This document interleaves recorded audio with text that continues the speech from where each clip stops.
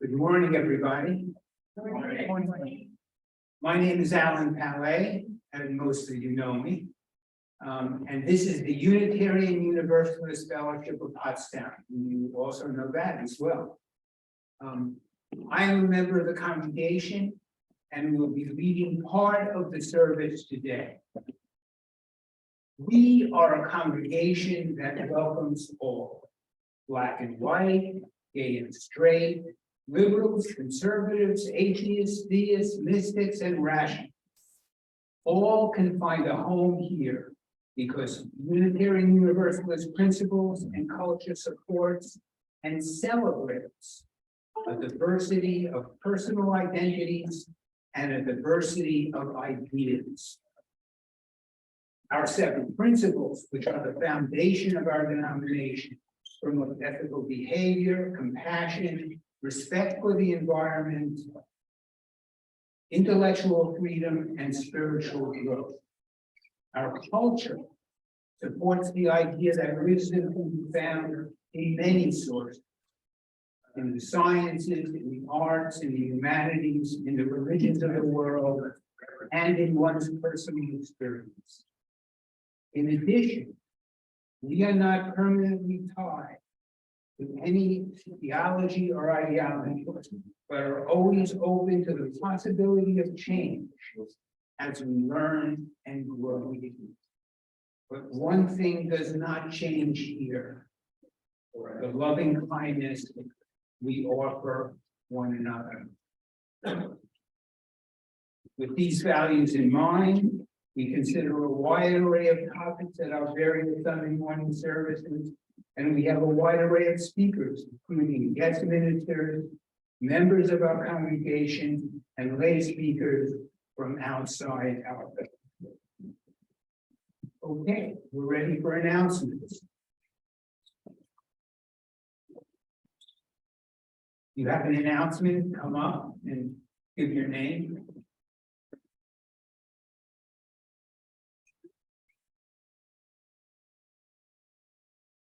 Hi, I'm Erica, and the newsletter deadline is coming up Friday, by the end of the day. Get your articles and they'll go in the December newsletter. Email newsletter. It's email. I'm going to get on that list. Okay. Should we be on the list for the newsletter? Monica, hi. The membership committee is having a ornament event on the 3rd of December. And I'm looking for somebody to come here that with me. We're gonna make okay, cool. We're gonna make like salt dough ornaments, and grown-ups can do it and kids can do it. It's gonna be open to the public, and we're gonna bake them here, and it'll be fun. So yeah, thank you. Anybody else? We now come to lighting the chalice. To accompany lighting the chalice, I will read a poem by Langston Hughes, which was chosen and adapted by our guest minister, Rev Kim Wilson. We have tomorrow right before us like a flame.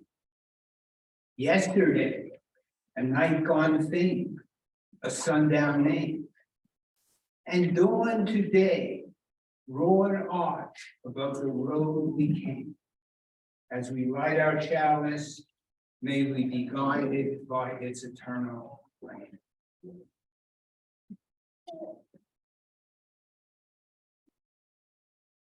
Our guest minister today, Rev Kim Wilson, is a lifelong Unitarian Universalist.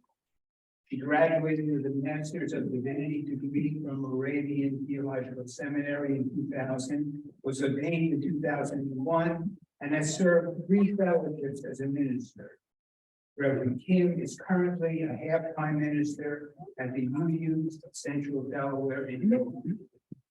In addition to serving congregations, she has served Unitarian Universalism at a regional and national level. For example, From 2019 to 2021, Reverend Kim chaired the National Union Ministers Association Guidelines Ethics Committee. And that was an important role at that time. Ethics were rewritten. Am I right about that? Yes, Okay. you're so much better now. It's so much better now. She has also served the local Priestley Kingsbury chapter of the Union Ministers Association as secretary and president. This will be the 6th time Reverend Kim has spoken at our fellowship. We have invited her back multiple times because we really like the services she presents. So I am glad she is back with us today, and I hope she will continue to accept our invitation in the future. Thank you, Alan. Reverend Kim. Thank you for that introduction, Alan. Good morning, everybody. It's so good to be back. And our opening words were written by Kathleen McTeague. You who are brokenhearted, who woke today with the winds of despair whistling through your mind, come in. You who are brave but wounded, limping through life and hurting with every step, come in. You who are fearful, who live with shadows hovering over your shoulders, come in. This place is sanctuary, and it is for you. You who are filled with happiness, whose abundance overflows, come in. You who walk through your world with lightness and grace, who awoke this morning with strength and hope, you who have everything to give, come in.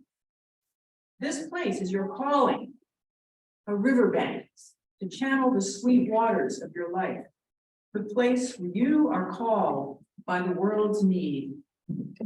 Here we offer in love. Here we receive in gratitude. Here we make a circle from the great gifts of breath, attention, and purpose. Come in.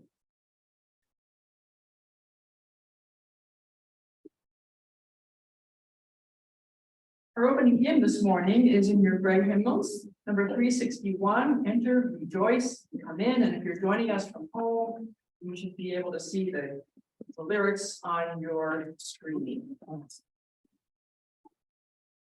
See them here too. In a second.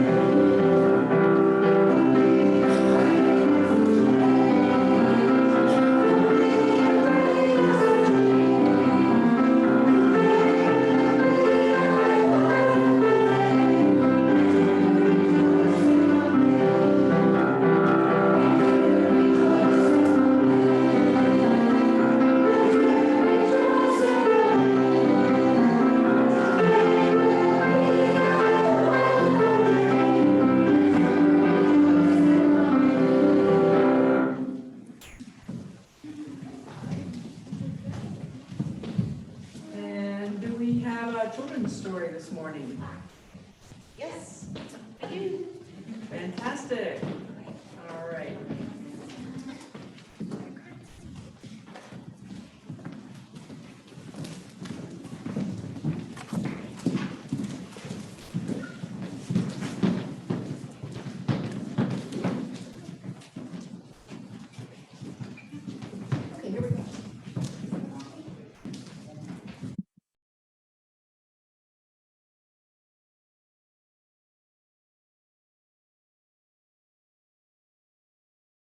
Sorry, we didn't see you back there. That's okay.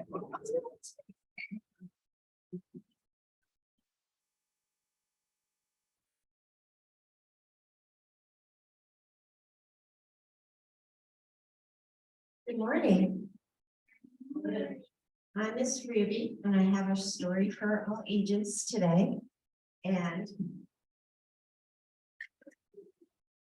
it's from a book called You and Me Collected Stories, which is from the Beacon Press bookstore. It's a story called Thanksgiving Without Graham by Judith Campbell. Okay, disclaimer in the book, it's the Christmas Without Graham, but I kind of took the liberty to change the holidays to make it more seasonally appropriate. It was not going to be a good Thanksgiving this year. Rachel knew that, and so did Beezer. Rachel's grandmother had died right after school started, and this would be the first Thanksgiving without her. Beezer was Graham's dog, and he did not understand. He kept going to the door every time he heard a car in the driveway, and then slinking back to the place beside the chair that Graham always sat in. Rach sat in that chair now, remembering Graham. Graham was her special friend. She listened when the other grown-ups were too busy. The grown-ups did not understand. They were almost acting as if nothing had happened, almost. Rachel felt so sad. Beezer was so sad he wasn't even stealing things anymore. He loved to find things and bring them home. Graham was forever trying to find the children in the neighborhood who belonged to the toys and hats and mittens that Beezer the dog dragged home. Thanksgiving was getting closer, and Rach felt very mixed up. At the same time, she felt sad about Graham. She also felt some happy thoughts about Thanksgiving. Then she wondered if this was a bad thing. How could she have two feelings at the same time? She missed Graham, and she liked Thanksgiving.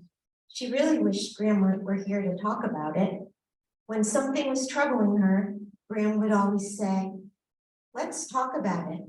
And somehow that made it better. Then, as if things weren't bad enough, 2 days before Thanksgiving, Beezer went out and he didn't come back. Rachel's mom and dad called all around the neighborhood and nothing worked. Beezer was missing, and Rach felt even sadder because Beezer was all she had left of Graham, and now it seemed that even he was gone. That night, as Rach got ready for bed, suddenly she heard something scratching at the door. She raced downstairs and opened the door. There was Beezer, and he had something in his mouth. Beezer, the thief, had brought her a gift. He walked in and put the gift on the floor at Rachel's feet. What do you guys think it was?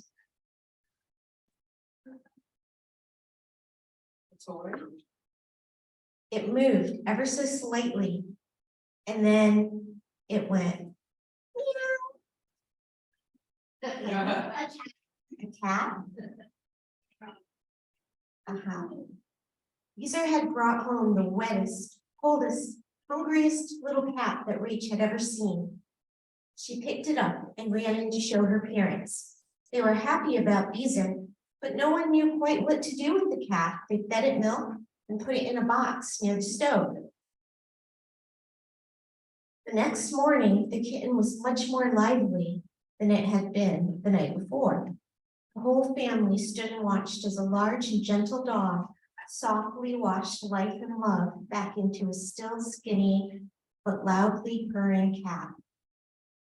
"I think we've just seen a miracle," whispered Rachel's dad.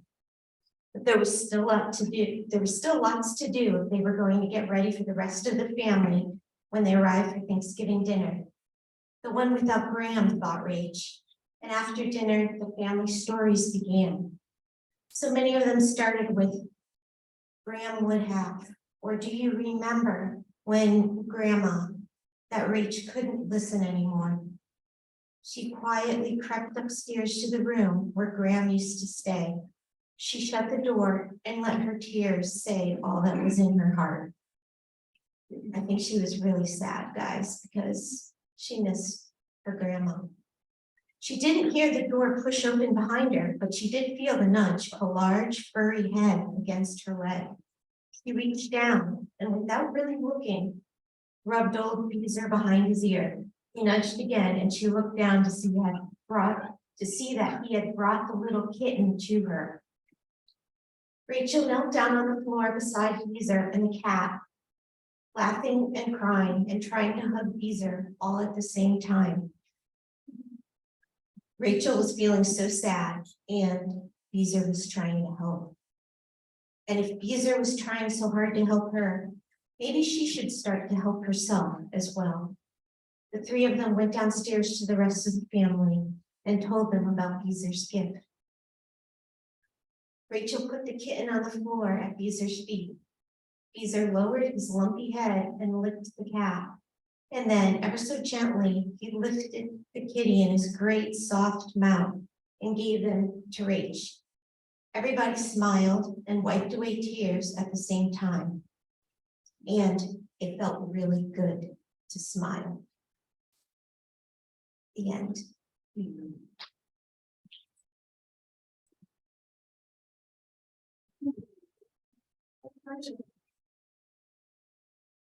Let's sing the children out to their Sunday school classes.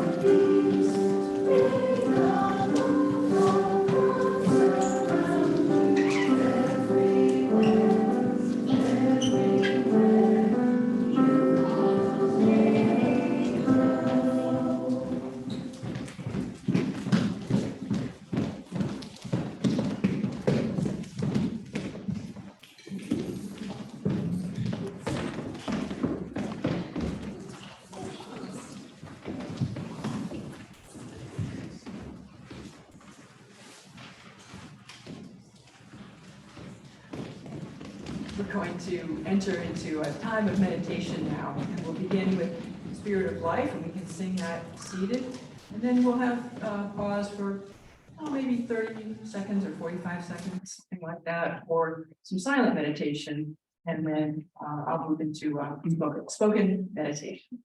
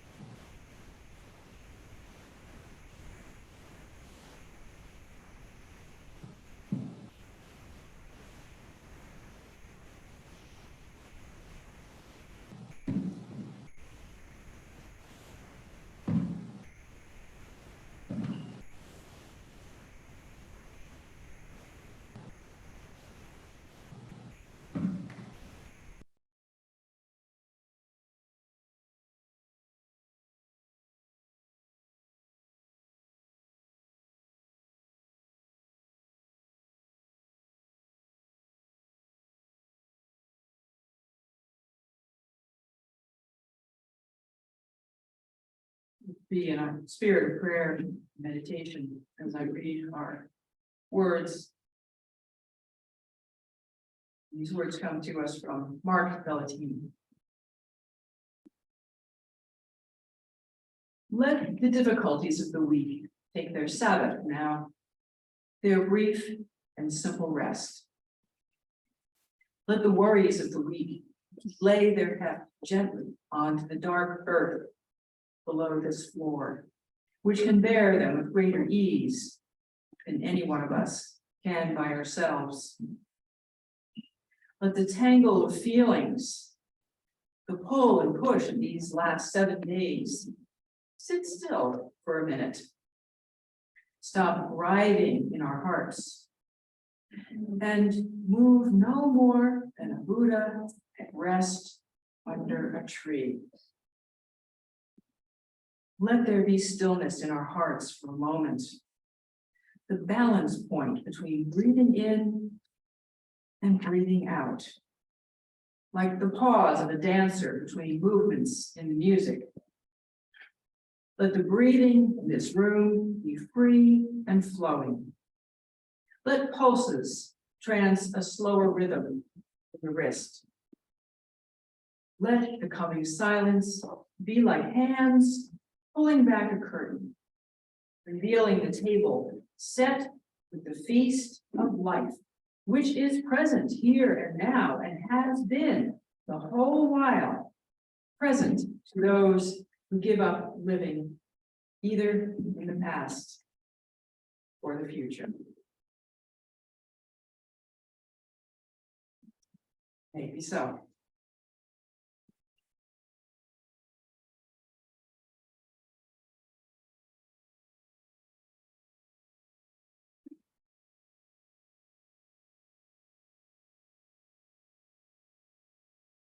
We now come to our favorite part, the offertory.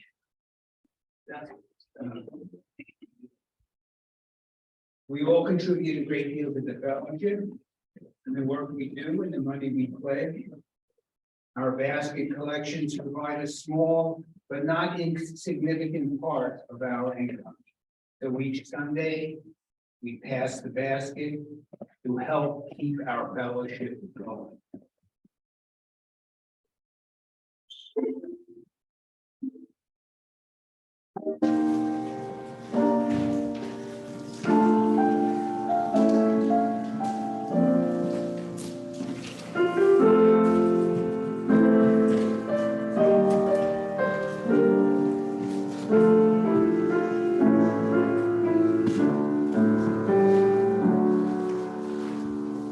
Thank you, everybody, for your contributions.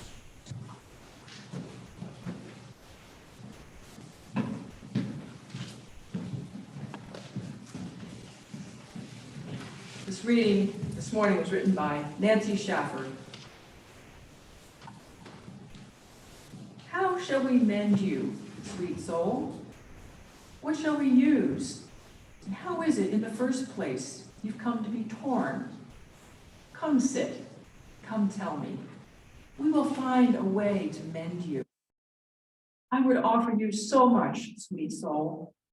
This banana sliced in rounds of palest yellow atop hot cereal, or these raisins scattered through it, if you prefer. Would offer cellos in the background, singing melodies Vivaldi heard and wrote for us to keep. Would hold out to you everything colored blue, or lavender, or light green. All of this I would offer you, sweet soul. All of it, or any piece of it, might mend you. I would offer you, sweet soul, this chair by the window, this sunlight on the floor and the cat asleep in it. I would offer you my silence, my presence, all this love I have, and my sorrow, you've become torn. How shall we mend you, sweet soul? With these, I think, gently, we can begin. We will mend you with a rocking chair, some raisins, a cat, a field of lavender beginning now to bloom. We will mend you with songs remembered entirely the first time ever they are heard. We will mend you with pieces of your own sweet self, sweet soul, with what you've taught from the very beginning. Let's join in singing our second hymn. And that is number 346, Come Sing a Song With Me. You can either sing from your hymnals or you can look at the words on the screen, which is kind of nice because then we're not all like buried in our books. But either way, whatever works. Some people like to look at the music too.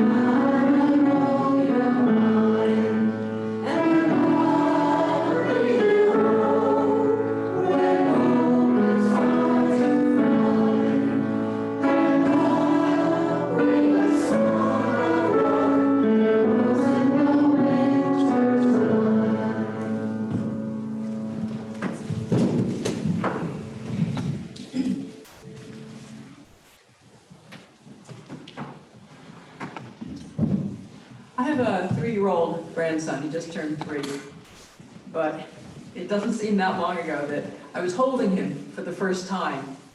And that was just an unforgettable experience. I marvel at his tiny toes and fingers and how here was this human being in miniature. More than anything though, I was mesmerized by his eyes, which gazed steadily into mine. And there was a look. There's a look that said, huh? What just happened? Here I was, nice and warm, floating in my cozy womb, and then, whoa, and now everything's new, different, and uncomfortable. Well, I really thought about this, of course. What a shock. No wonder you looked a little dazed and confused. There'd be so many new sensations and sounds and body functions. I mean, that would be a lot to take in for anyone. One of the most significant things that happens to us when we're born is that we're introduced to pain and suffering. At first, I guess, it's mostly hunger pangs and wet diapers. Most of us, if we're lucky, also get a lot of love, and we get fed, and we get our diapers changed. If the child is nurtured and cared for properly, the baby does get to re-experience that feeling of the comfort and safety of the womb. But the pain and suffering continue in a variety of forms throughout our lives. By the time we're adults, we're carrying all sorts of psychic wounds inside ourselves. But there's this one overarching pain that seems to stick with us. We all want to go back to the womb. Not literally, but unconsciously, We long to go back to a time and place where someone would take care of all our needs, end our suffering, mend all our wounds. We want that state of pure bliss. And this is actually what romantic love is all about. We think we've finally found a relationship in which life will be wonderful because our partner will be everything we need to feel happy, whole. And at first it seems true. The initial romance is often a state of bliss. And then when we start to view our partner more realistically, we realize this person is not going to give us that life 24/7 that is idyllic, pain-free, and constantly pleasurable. Sigh. Giving up this fantasy is an important part of spiritual and emotional maturation. The relationships that thrive after coming down from the clouds are those in which both partners realize that the richness of the relationship lies in a generosity of spirit and a curiosity and a caring to know the other deeply, their tender places, their concerns, their private hopes and dreams. Ideally, both nurture each other and help fulfill many of each other's needs. But each individual also takes responsibility for their own well-being and meeting their own needs.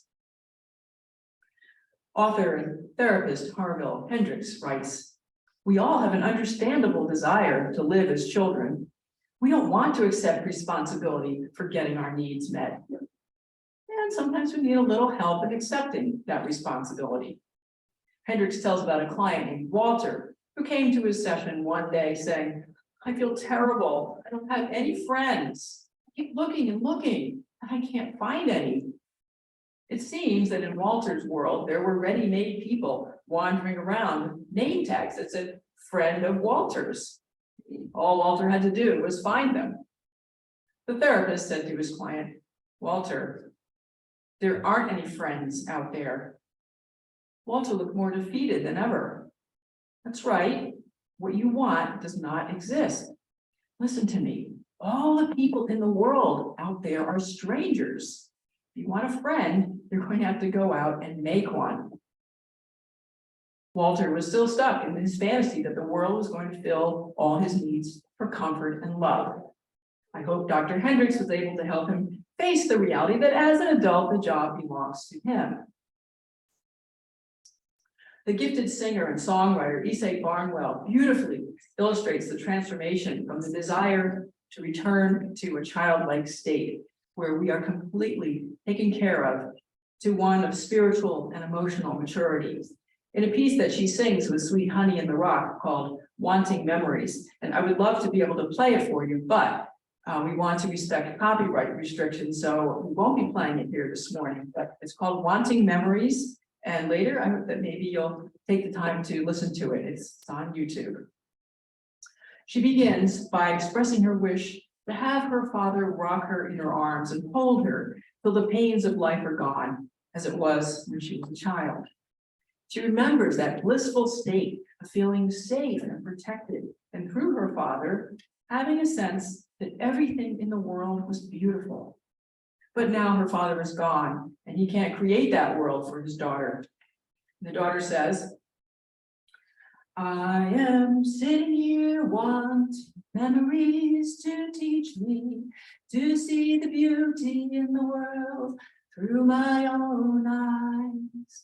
I am sitting here wanting memories to teach me to see the beauty in the world through my own eyes. You used to rock me in the cradle of your arms. You said you'd hold me till the pains of life were gone."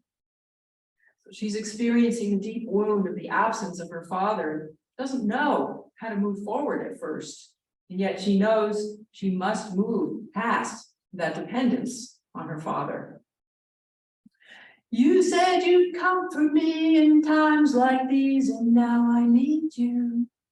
Now I need you, and you are gone."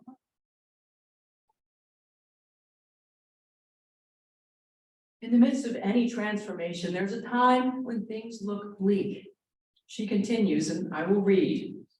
Since you've gone and left me, there's been so little beauty, but I know I saw it clearly through your eyes. Now the world outside is such a cold and bitter place. Here inside, a few things that will console. But she continues to reflect and begins to remember. And when I try to hear your voice above the storms of life, and then I remember all the things that I was told, I think on the things that made me feel so wonderful when I was young.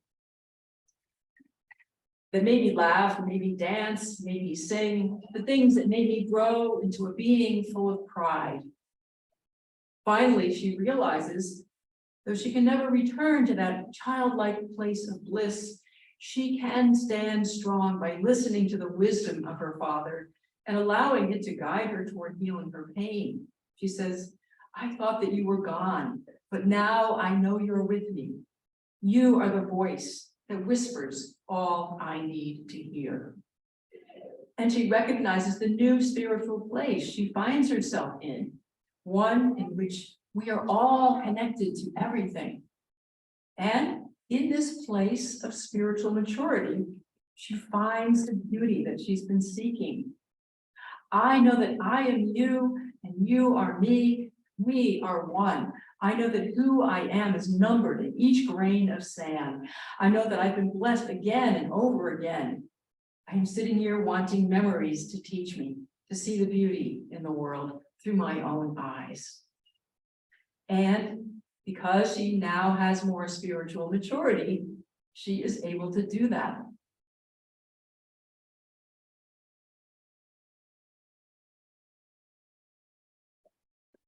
So the title of this sermon is We Are All Wounded Healers. Well, just what is a wounded healer? The idea is that once we begin to heal ourselves, we become more able to help others. Henri Nouen was a Catholic priest, professor, writer, and theologian who specialized in the intersection between spirituality and psychology. 40 years ago, he began writing about a concept he called the wounded healer, a small book that goes by the same name. He was originally writing for clergy, suggesting that we not take the sort of hands-off approach that was common at the time, but rather engage more fully. No one can help anyone without becoming involved, he says, without entering with their whole person into the painful situation.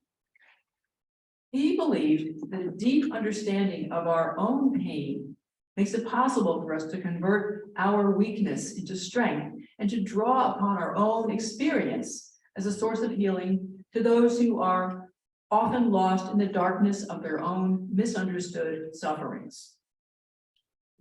To clarify, now it is not advocating that we respond to a person's problem. I'm sure you've all heard this. You tell somebody a problem and they say, oh yes, me too. Well, no person is helped by someone who tells them, wow, the same thing happened to me. Let me tell you about it. No, what Nouen means when he talks about making our own wounds a source of healing for others is a constant willingness to see one's own pain and suffering as arising from the same depth of the human condition, which all people share. It's a consciousness that I suffer and you suffer, and because we are all human and we all suffer, I can be with you in your experience. We live in a culture that teaches us to avoid pain and suffering. But in order to be able to use our own wounds to help others, we need healing ourselves. Almost all of us have survived some serious and maybe traumatic wounds during our childhoods. Sometimes we need professional help with processing and recovering from these painful events. That primal wound, being kicked out of the womb, forced out of the Garden of Eden into the world of suffering, can leave a lingering pain of longing. This ache can keep us from being able to truly be there for others, to be the one who initiates the friendships, who listens to the pain of others, who helps others find their way toward healing. But as in Esai Barnwell's Wanting Memories, once we begin to hear that child's voice within us and recognize it for what it is, we can transform ourselves and become the loving adult to that child. And we can then fully accept that some pain is inescapable, and we can accept the responsibility for meeting our needs and healing our pain. And then we may also find that we can become more compassionate and accepting toward ourselves.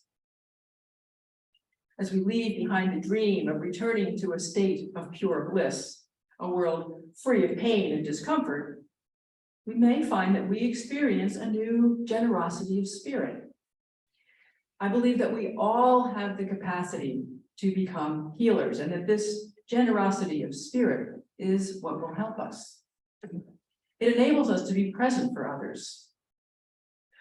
We become healers, not in spite of our wounds, but because we have worked with them and have learned from them. For some of us, a barrier to healing the wounds that we carry is that of shame. Shame and hiding our problems tend to go hand in hand. For some of us, healing can only begin when we see our brokenness not as something to be ashamed of or to hide, but as a kind of passageway.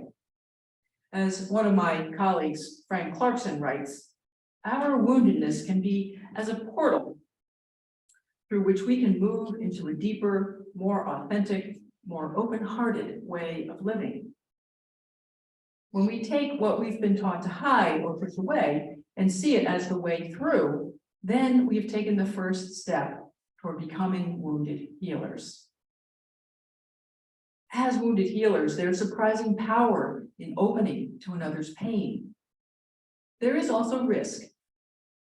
Henri Nouen asks, who can save a child from a burning building without taking the risk of being burned by the flames?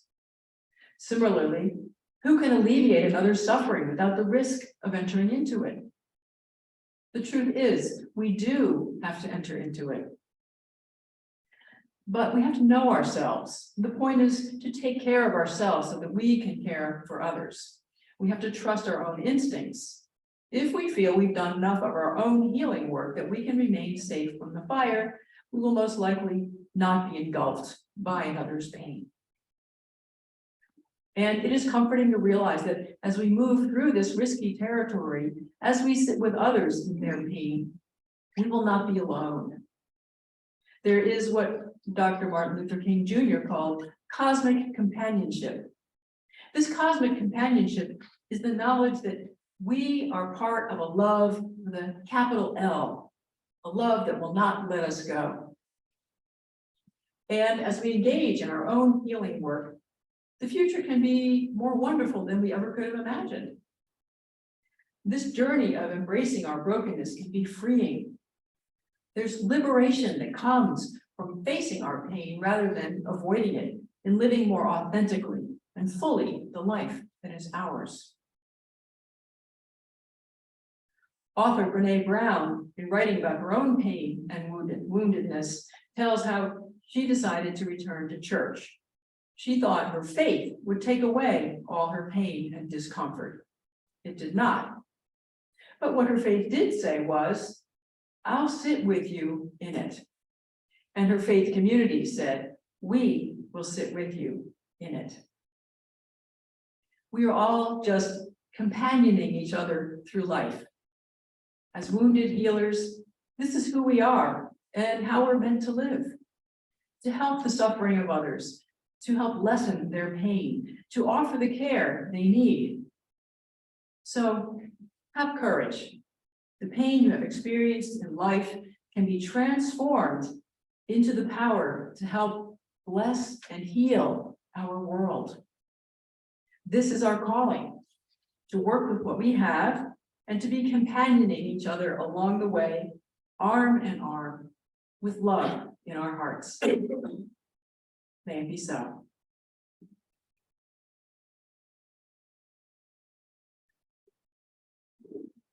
Our closing hymn is number 108, My Life Flows On in Endless Song.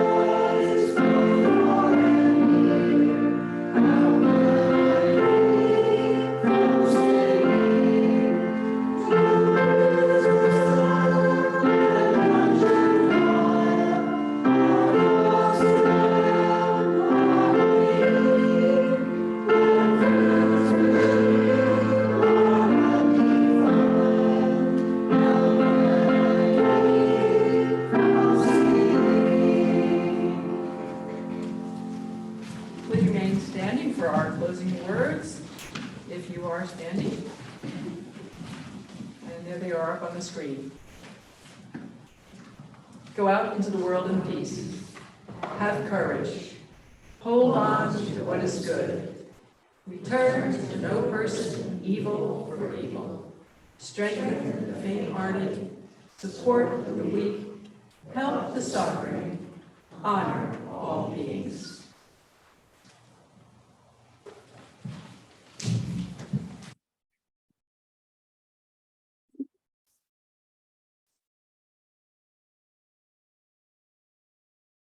We end the main part of our service today by extinguishing the chalice. The physical light goes out, but may the light of this service stay with us. We will now have joys and concern.